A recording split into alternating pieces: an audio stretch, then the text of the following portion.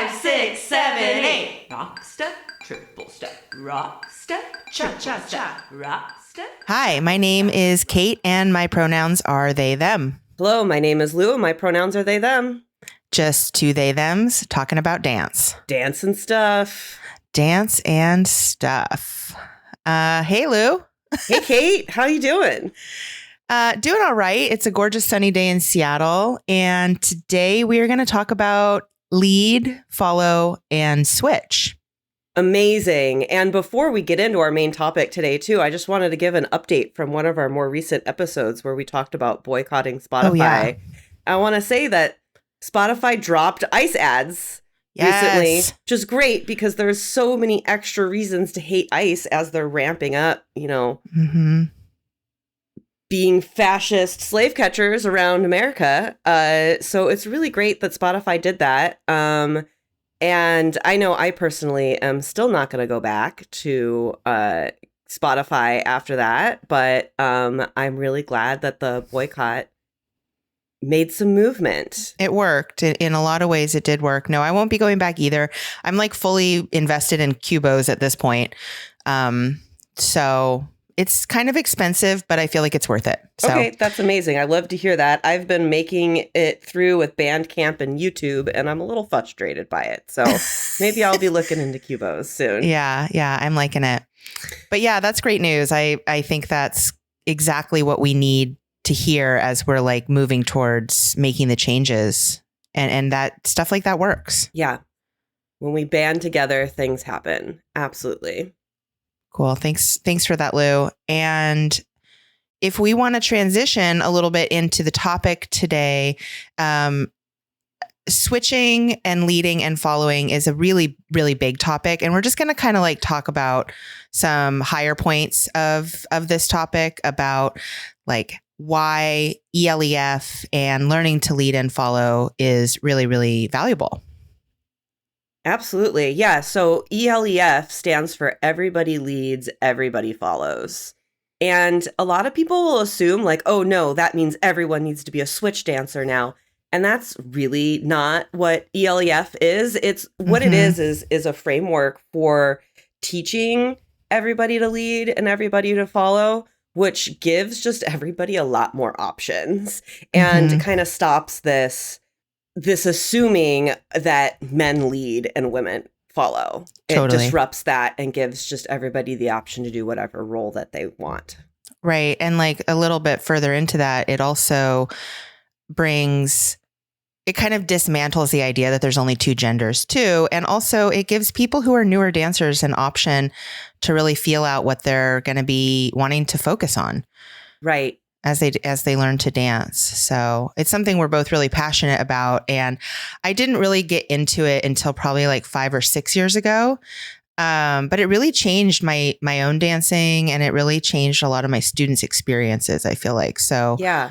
Well, because it really opens up all of these options that you're allowed to have. It's not like you walk in the door, you're assigned a role, and that's all you get to do for the rest of your dance life.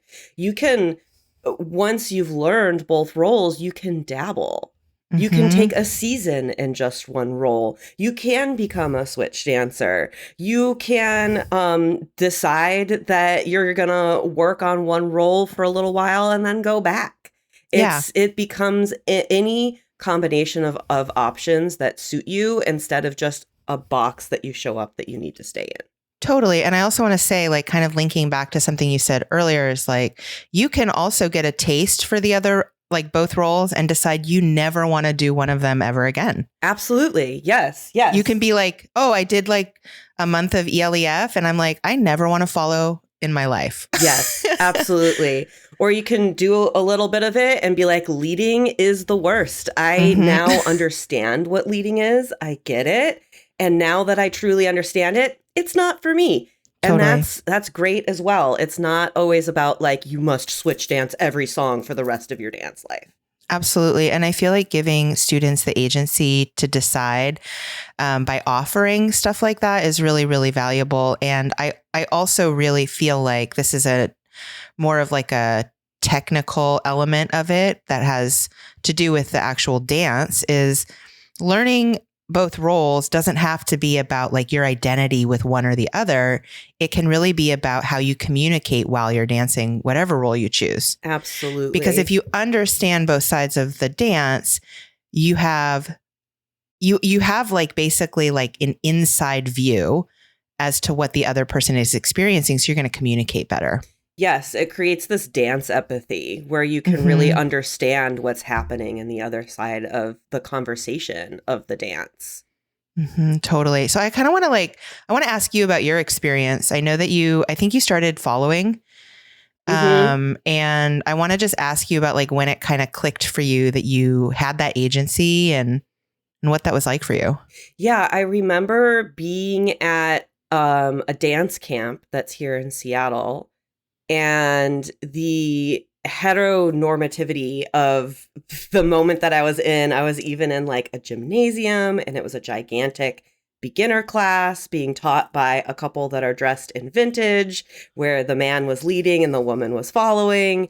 And they had a moment where they're like, okay, follows, come to this side of the room. Okay, leads, go to that side of the room. And I realized that I was standing in a gymnasium where all the men were on one side and all the women were on another. And all of my grade school trauma, gender trauma just like came to the surface. And I was like, I can't do this. This is not, I can't do this binary experience. Like my soul says that that's just not what feels authentic in my body. So it was in that moment that I decided I was going to learn to lead. And since then, I've started identifying as a lead in my main role. Even though I still follow a ton and I switch dance. I think that that anyone needs to be a little careful with identifying with any of the roles, because there's something that you can switch at any moment. But also, I wonder about that because identifying as a lead has been like really helpful for me understanding myself. So totally, it's been a really beautiful and complex journey. Yeah, I love that. And I really do think it's like, for me, when I want to follow, I choose following for very different reasons than I choose leading. And they're also, they kind of like fit together in such a unique, special way. And each dance is a little bit different in the way that they fit, each dance form. But like for me with salsa, when I choose to lead, it's because I'm feeling a certain kind of way about like creating. And when I'm following, I'm feeling like maybe a different kind of way, but it's still about creating. So both roles for me are about unique ways to create. And I feel like if we don't give students the opportunity, or if we don't explore the opportunity ourselves to try what those feel like, we're just kind of like cutting ourselves off from creating in the dance. Absolutely. It's just that harm that heteronormativity brings to all people, that it shoves you in a box and then you don't get to understand yourself outside of that. Right. Exactly. Yeah. And I just want to say that for me also, learning to lead was such a special way that I was able to keep dancing, because all of the reasons I felt really harmed in dancing was from being a follow. And not really having an understanding of what my agency was, and learning to lead just like really healed me. I love that for you. Yeah, it was huge. Yeah. I was once working with this accountant for Degender Dance, actually, when I was doing our taxes with this accountant. And she was more advising me on how to go through and do my own taxes. And she was being such a clear, direct, telling me everything that I need to do and all of these things. And then we get to, after the taxes are done and we're just discussing our business and we're discussing degendering dance. And she was like, I went and I tried to learn salsa with my husband, but I just hated it. I couldn't handle being told what to do. And I was like, especially after being guided through my taxes with this woman, I'm like, I think you'd really like leading. I think you should just try it again and give leading a shot. I think you might really like it. So I should follow up with her and see if she ever took another salsa lesson. If she ever tried it again. Yeah. And I also think that like that means that the classroom environment that she was in did not allow for safe leading. Yeah. Because being a lead isn't about controlling or like telling the follow what to do. So that harmful binary really creates this idea that like women are controlled and men control. Yeah. And that's like not true at all in a safe dance. It's like there's a communication happening. And so it's like it not learning a little bit about both roles or each role is really, in a way, it can be really harmful. Absolutely. If not, unchecked, it's really harmful. Yeah. Yeah, absolutely. And it's like defining lead and follow, not as the lead is dictating what's happening and the follow is following what's happening, and that instead defining it as a call and response.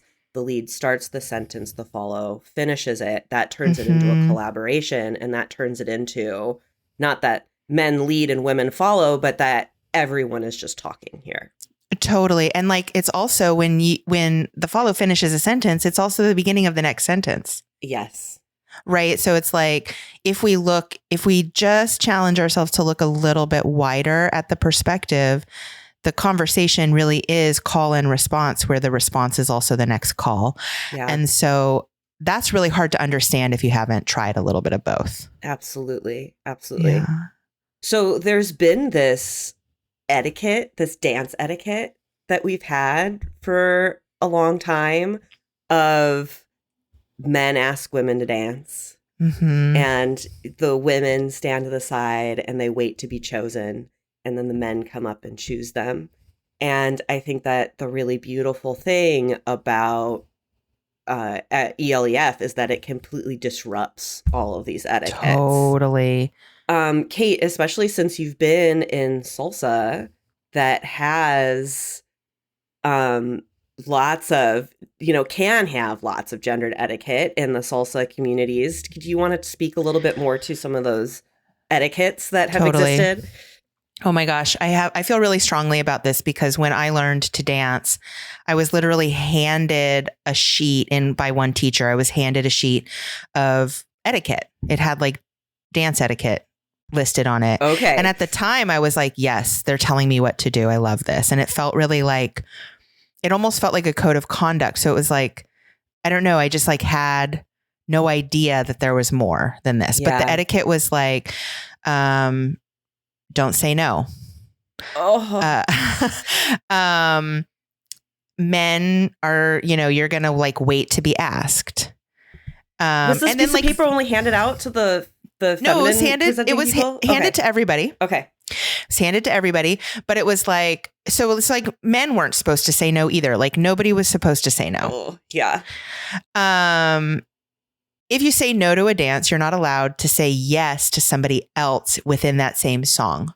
So like if you have a no about somebody, you're just supposed to be like, I'm not dancing to that whole song because you don't want to hurt somebody's feelings. You have to like say you need a break or sit out the whole song or whatever.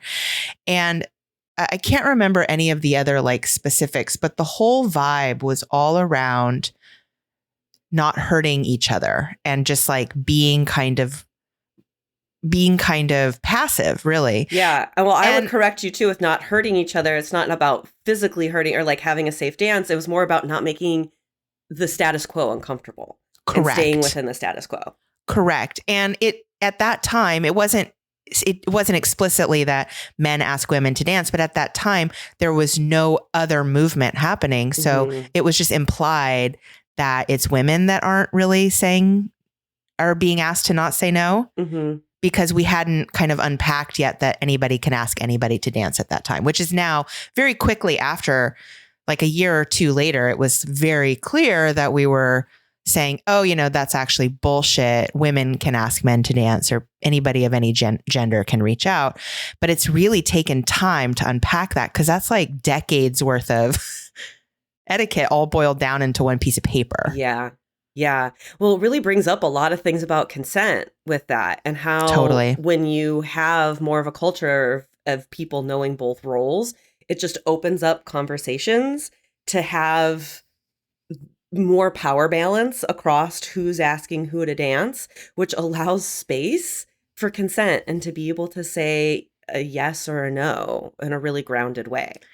Totally. And like, I feel like the new etiquette that we talk about this a little bit in this handbook that we're writing, which we'll get a little bit more into later. But the new etiquette is all about having conversations of consent. Yeah.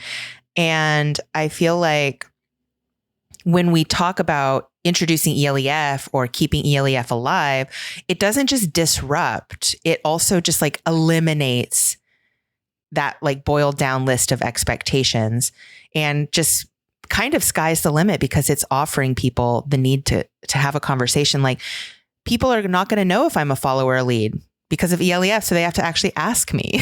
Right. You actually have to have the conversation. That's something that heteronormativity does, or that a lot of white supremacy does, that it removes this authenticity that every individual has to be able to choose what they are, and it gives a dictation of what you are. And what that when that happens, it removes your ability to like talk about it and have that agency, and just starts this like assumed nightmare that everybody has to just jump into. Right. And I do feel like that's so true. And I do feel like just introducing ELEF and the idea that like consent is about conversations and authenticity, like that's kind of all it is. It's not rocket science. It really isn't that complex. It just means we have to engage in communication. Right. And it means that we need to like listen to ourselves and listen to and respect our own boundaries, which is really hard to do in a culture, especially if you've been socialized as a woman, tells you that your boundaries mean that you won't be accepted or chosen. Exactly.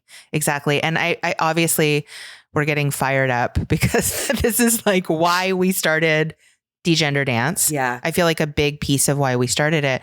But it also brings up this other concept of engendering. And that's kind of what I feel like Lou is touching on, is like degendering is like about making it welcome for everybody and not assuming gender. But engendering is really about embodiment. Yes. And when we embody who it is that we really, really are on the dance floor, we get to show up as our true selves. And that means maybe 1 minute we're a lead, 1 minute we're a follow, 1 minute we're a switch, and 1 minute we actually just don't even want to dance at all. Yeah, absolutely. You know? And it's being able to listen to that authentic voice inside of us. You have to get kind of quiet and really listen to be able to know what that is and then to act on it. Totally. Yeah. So like, what are some ways, I want to just get into like a little bit of application. What are some ways dance spaces can, kind of introduce this ELEF and this kind of conversation forward movement? So bringing ELEF into your classrooms is a really great way to bring this into your community, because when people are in your classrooms, you're setting up the culture for the rest of your community. So introducing just a little bit of ELEF, or even when you just introduce the roles, like a really great way to set up this precedent is in your like beginner drop-in before the social, when people are coming in your door for the first time. Just in your spiel about what the dance roles are, say that it has nothing to do about gender. You can choose whatever role you want, and that it's not a forever thing, that you can choose to do something else whenever you want. Setting up that precedent the first time anyone starts to lead or follow can have a lot to do with changing the culture. Mm-hmm. Yeah, I love that. And you can find ways to describe what leading and following is that doesn't have anything to do with outdated gender norms. Absolutely. One way I saw someone, I was in this 2-step class, and this cool. person, it was a queer class. So she really had to like break down what gender was, because it was mostly like trans masks and dykes in the room. So, the person teaching the class was like, if you like to drive, you may like to lead. And I was like, oh, that's so good. Because yeah, there are people that are like, passenger princesses, and they'll be like, yes, I love to follow. That's and there's some so people that true. are like, I just want to be the one that's driving the car. And that can be like a really great way to understand lead and follow too. Oh, I love that. And I'm like, I like both. Yeah, I like both too. Yeah. Both are so fun. Although probably prefer to drive, let's be honest. That's cool. I like that. And yeah, just like giving folks that opportunity. And I think also there's kind of two approaches, or like very broad umbrellas of approaches. And one is just to like teach your whole class. If you're in that beginner class, like you were talking about, Lou, teach your whole class where everybody just switches back and forth. Mm-hmm. Or you could do like, okay, give people an opportunity to choose and change their minds. And then just do some little bit of element where the other person gets to experience the other role. Yeah. And I feel like everybody's going to understand this next thing I'm going to say, which is that there is serious pushback, not just from teachers, but also students are afraid that like learning both in the beginning is going to be too hard. Yeah. Like it's going to confuse them, or they're just going to get overwhelmed, or like it's maybe just scary. Yeah. To like, some people are scared to lead, some people are scared to follow. And I want to just push back a little bit on that and say that that kind of comes from this idea of perfectionism. Yes. That like you need to be good at it for it to have worked. Mm-hmm. And it doesn't need to, you don't need to like leave your first class and feel like you have mastered the basic or whatever. You just need to have experienced a little bit of what the dance was like and see if you want to go back. Yes, absolutely. So that pushback, like I just want to like challenge teachers and students to be like, hey, it's okay if I did both roles and like one of them felt like my brain was falling apart. Right. Yeah. You know? And that's a good thing, actually. Totally. But that's so really true. exciting because that means that you're pushing yourself out of your comfort zone and that you're learning a lot. Yeah. And that's just a good thing. Totally. Yeah. Your neural pathways are like, whoa. Yeah, totally. Actually, I've heard that learning both lead and follow in a dance can do as much for your brain as being bilingual and speaking two languages, that it's actually like really good for all your neural pathways to understand something from both sides. Wow. I love that. I love that so much. That's really what it is too. They are like, they're two dialects of the same language in a way, but they're languages for sure. Absolutely, I love that analogy. Languages. Yeah. Yeah. So I feel like the other thing, like ELEF is amazing and I think it's really valuable. And I think the other one is like role play. Yes. And it's so valuable to role play asking someone how to dance in front of students. Yeah. So you can also role play what it's like to say no. Mm-hmm. But also to be able to role play, like, what does it look like to have this conversation that talks about all of these roles and options that you can have in a dance now? If it's no longer a man asking a woman to follow, then what does asking someone to dance look like? And this role playing can be a really great way to do that. Yeah. So like just giving students the opportunity to practice. And I feel like that's something that is also like role playing is a little awkward. At least it has been really for me as a student, because it means you're trying something maybe you've never tried before. Yes. Yes. And maybe like feeling like that's a little bit awkward, and breaking out of old norms and standards is going to feel a little bit awkward, but it makes it so much better. Now, when I'm at a social, I literally just like, I notice, first of all, that people just want to jump into the dance once we've agreed to dance with each other. And I really do try to like slow it down and be like, well, what's your name? Do you want to lead, follow, or switch? This is what I'm kind of looking for. And just like, I don't know, it's like a consent conversation, just like 30 seconds of getting to know each other. Little conversation about what we're doing that might be uncomfortable for us because we're not socialized to have these consent conversations, but the more we do it, the more comfortable we get. And you mentioned a really great way to put all these options on the table with this dance menu of a way to ask somebody what to dance, of just state what the options are. Would you like to lead, follow, or switch? That's like the first question I ask anybody when they ask me to dance. I'm like, okay, what do you want to do? Do you want to lead, follow, or switch? And sometimes I can switch that like that. I'll change the conversation. There'll be nights where it's like, I only want to lead. I have these moves that I'm working on and I'm only leading tonight. So someone will ask me to dance and be like, I'm working on my leading. Would you like to follow for me? And some people are like, oh, I don't like following. And it's like, okay, then we're not a match. Have a good night. Right. And something happens a lot when, someone asks me to dance and then I'm like, lead, follow, switch. And then they go, I only want to follow. Is that okay? And I'm like, yes. Any answer to that is the correct answer, even if it means that we're not a match. Because what you're telling me is what you feel authentically best doing. And that is the correct answer to that question. Absolutely. And I feel like it also requires that little bit of like personal check-in before you even talk to the person. Yeah. Like, what am I really up for? Am I really up for any of these three things? Because if I'm not, then I'm kind of building myself up for like a little bit of resentment during the dance. Yeah. Yes. Because I have to be honest, and I'm going to trust that the other person is being honest. And that's how we find a fit for a dance that feels engendered and authentic and stuff.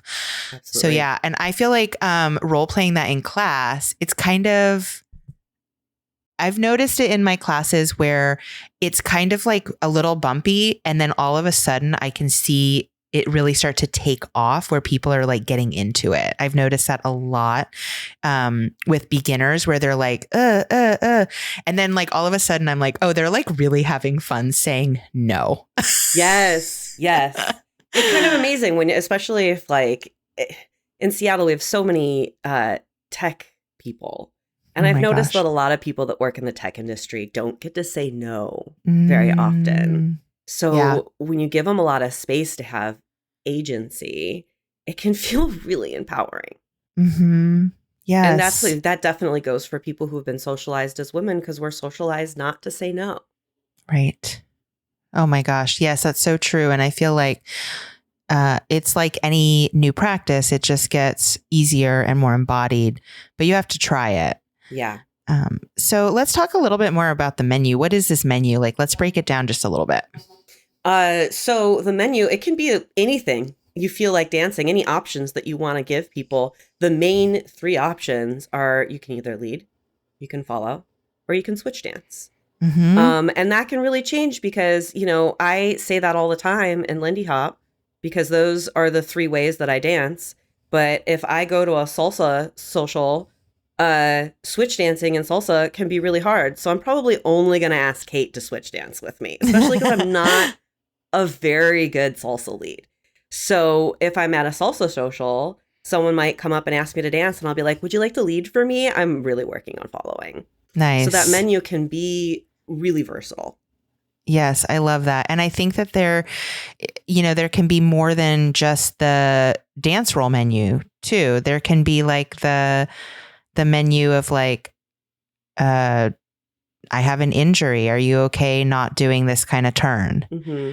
You know, just like basically, or, you know, I'm having an inner ear problem, which this is my thing. I have an inner ear problem. Please no more than 2 spins at a time. Yeah. Or, you know, just like giving people more about who you are as a dancer. And it starts with lead, follow, and switch. And then it can be more than that if you need it to be. Mm-hmm. Yes. I mean, you think you go into a restaurant and they hand you a menu.